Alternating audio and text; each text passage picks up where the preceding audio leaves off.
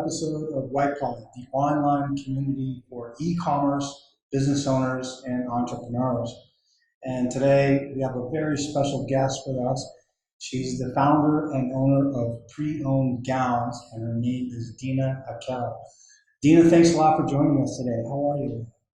I'm doing well. Thank you so much, Mark, for having me. It's our pleasure. So let's jump right in, and just so our viewers can know you a little better, would you mind sharing some of your background with us? Sure, sure. My background is extensively in the bridal and wedding industry. I've been in the wedding industry probably 7, 8 years now. Literally did a mixture of everything. I was a wedding planner, I was a catering staffing coordinator. I became a director of a bridal boutique out in Boston. And so I did a lot of one-on-one with brides, whether it was for finding their dream dress or planning their wedding. And I also went as far as working B2B, where I was meeting designers and trying to get them new locations to carry their collections. So, yeah, Wow, it's a huge industry. it is. It's very big. And is it fair to say it's kind of a high stress industry? What wedding planning that is? I mean, Wedding planning, super high stress. I It's probably the reason why I got out of I mean, it, to it's be almost like honest. being an air traffic controller or something, I think. Yes, Good. a lot of managing personalities, and it gets Yeah, stressful, yeah. that's why they make so many movies about it, I guess. A Yeah. few pretty good ones too. All right, great. Thanks for that. Now, you're offering everything from wedding gowns and prom dresses to custom denim and leather. So, what inspired you to get into the pre-owned clothing business? Um, I will be very honest with you. I started back in 2019 reselling clothing as a side hustle. I was getting married in 2019. So I was like, oh my God, we want to start a family. We have student debt. We literally was just like, what are we gonna do like after the wedding? Like, what's the plan? Because like we had full-time jobs, but we were still like, we also want to be like financially stress-free. So Wow. yeah, started reselling on Poshmark.com, which is very popular now. Sort of like an eBay, I guess, you could say, and learned a lot from selling used clothing. And from there, because I had a passion for selling dresses, I was like, well, why don't I do it with dresses too? I had a woman, like a staff member out of one of the Connecticut high schools, that reached out to me and said, hey, I noticed you were selling dresses. Would you want to buy some from us? Because we're trying to raise funds for the high school students. I was like, yeah, let's do it. I went over there. I think I bought like 50 gowns from them.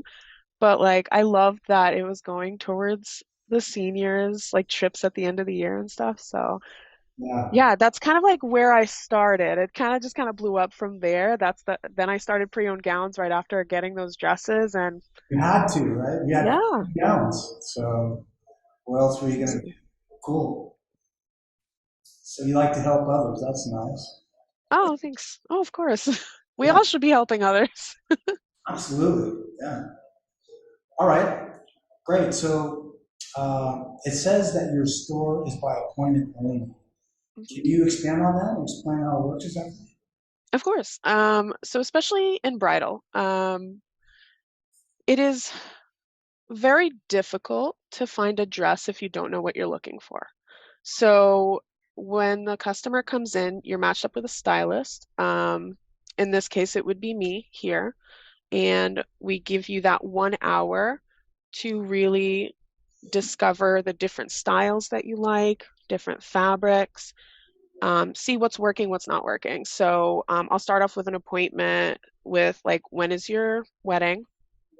Um, where is it going to be? Just to get the vibe. Is it going to be a beach wedding? Is it going to be like indoor ballroom? Because, if you're going to be outside in the hot sun, you might want a lighter fabric gown. If you're going to be indoors, it kind of doesn't matter. Um, and then we'll just go over like necklines. It's this whole personalized experience just to make them feel like not stressed about finding the perfect dress. And any tailoring questions they might have, I'm right there to answer that question. Okay. Oh, yeah. Yeah, cool. I guess getting married is stressful enough. And if you can take the stress out of buying a wedding gown, I mean, that's a big deal. So, Agreed. biggest Agreed. day in a person's life. So that's pretty cool. All right. So, starting an e-commerce business is actually more difficult than most people realize. Oh, yeah. And they don't find out until after, they get into it. So, can you help everyone out and share some of the challenges you faced and how you overcame them? Yeah, absolutely. Like you said, starting the e-commerce business is it's not easy at all. It took me a few months before I got my first sale on my website. So when you're starting your own e-commerce site, like the biggest thing is just learning learning how to get yourself out there. Because everyone says, yeah, well, you need a market. Okay, but how are you supposed to market? Each type of product you're going to market differently. And it's like, okay, where are your customers? Are they on social media most of the time? Are they like, you kind of have to figure out how to attract your audience. And I think that was my biggest challenge was figuring out how to get people to my website. And a lot of that ended up being SEO, which I was not familiar with when I had heard search engine optimization. I was really like, okay, I don't have a business background. I don't have a tech background. How am I going to learn this? And of course, I just did a lot of YouTube videos. I listened to a lot of podcasts. And I started using some of those, helpful hints that they were giving me to really push my website up into Google searches and eventually finally got my first sale. So, yeah, I would definitely recommend people just doing a lot of research on how to get their website to be more searchable. That's commendable. You're self-taught. Yeah. Yes, I mean, you can learn anything on YouTube, I guess, if you're diligent enough. If you subscribe to the right channels and watch enough videos, then I think that's fantastic advice. And when you're first getting started, I guess it's difficult to rely on others to help that much. If you could, that would be great. But a lot of times you have to do things yourself, don't you? agreed, agreed. And especially if you don't have the funding to really like onboard people to help you out, especially when you're doing research and development stage, it's good to like try things out on your own and see what's working and what's not, and then kind of go from there. Right. All right. So, what would you say separates your products from the competition's? Great question. So, in terms of the type of products we have very similar products. But what makes us different is mostly pricing. Um, because if you were to get a regular, let's say Casablanca bridal dress, specific brand, which is very common, it'll be about $2,000. But that same dress, although it may not be a new style, would cost you here maybe around $800. So that's like more than a 50% discount, which is unheard of in bridal. Huge. Yeah. It's an extra Um, $1,200 to spend on drinks and stuff on the honeymoon. oh yeah, That's how definitely. my brain works. No, but that's big time, yeah. Absolutely. And I guess the other thing too is that we collaborate with a lot of shops nationally and we get them from all different corners. So the styles that you find here is such a crazy variety versus going to like your traditional bridal shop that might have like just the romantic classic style or just the boho style. Okay. So yeah, And you definitely. might have to drive around a lot to a few different shops. But if Oh yeah, you do it online, then we know how that helps too. So that all makes sense. agreed. All right, outstanding. What are your best-selling items? Best-selling items, if we're looking at the categories, it's definitely our bridal gowns. We do carry mother of the bride, groom dresses, and prom, and we do have a ton of accessories, but usually our bridal dresses are top. Okay. Can you tell me more about the custom leather items? So we partnered up with they're called Heirloom Bridal, and they make custom leather, faux leather jackets and denim jackets, and you can literally embroider anything on them. It could be a specific design. It could say Mrs. It could say bride. It could say till death do us part, like pretty much anything. And they're just like fun, hip accessories. I feel like the brides today are so different than in the past. They're Hmm, really looking for good a point. modern, chic style that's like, you kind of bring in your own personality. So it's nice. Unbound by tradition these days, right? Yes, yes. Great. That's fantastic. Do you ever end up making jackets for the groomsmen or the bridesmaids and stuff like that? Or is it mostly? So, um, we don't have anything for the groomsmen, unfortunately, What? or the groom. We No. may in the future, but we've only just started. All right. Is, do, I would you figured, wear a leather jacket? would I wear? No. That's okay. I mean, yeah, well, maybe. I don't know. Brown, bomber Depends. style. Yeah. I mean, I like leather. It's faux leather because you care about animals, I assume. Yes, we Very cool. we like to keep a little green. Nice. All right. What's your favorite? What's your favorite thing that you've sold in the past year that you were happiest about? Ooh, that's a good one. That's my job. I know.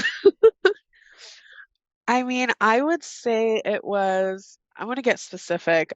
It was a Badgley Mishka dress that it had all this gorgeous floral embroidery in the top of the dress and like very simple on the bottom. I think it originally costed like 5,000 or something like that. Um, I actually know that name, believe it or not. oh, hey, I'm see? also surprised. I don't know. Actually, Uh, so was it like it had a lot of embroidery? yeah, it had a lot of embroidery. It was also a different color, so it was like a latte color, little more on the brown side, Almost like and an eggshell or darker than eggshell. I'm I would just say trying to show off that darker. you know what I it would say darker, yeah, is. because like I would say maybe slightly this. Oh, you can't even That's see, like, but it's very similar. that's a mocha latte as far as I'm concerned. Mocha latte, yes, yes. And Did you ever it was sell a just Vera so Wang? gorgeous. Did you ever sell a Vera Wang ever? No, I don't sell Vera Wang, just because it hasn't come through our store yet. Yeah. But it doesn't mean I won't. I do have a Randy Finoli dress. He's from Say Yes to the Dress. Oh Because he yeah. had his own collection, and I have that lovely lady on our mannequin right now. So I'm Cool. really excited. Yeah, that's good stuff. So you've got a lot going on, I think. You know, you're running the whole business, and you have other. I think you have other activities that you're taking care of. So how do you juggle all those balls at once and keep everything running smoothly? How's that work? That's a great question, and I think a lot of us struggle with this. Part of it is how you organize your time. Um, and so for me, I do a lot of what I call brain dumping every day Okay. because I just think about so many things at once, especially as an entrepreneur running your business and then trying to balance your regular life too. I do brain dumps. I write every single thing down that's like bothering me for like 10 minutes. And then I'll categorize it into like work versus personal. And then from there, all my work stuff, I can figure out, okay, when am I going to work on this? Is it this week? Is it next week? So I think that's one crucial way of doing it. And Mhm. then the other thing is depending on where you are in your business. If you're already making money, you should probably be thinking about like, am I ready to hire someone to help?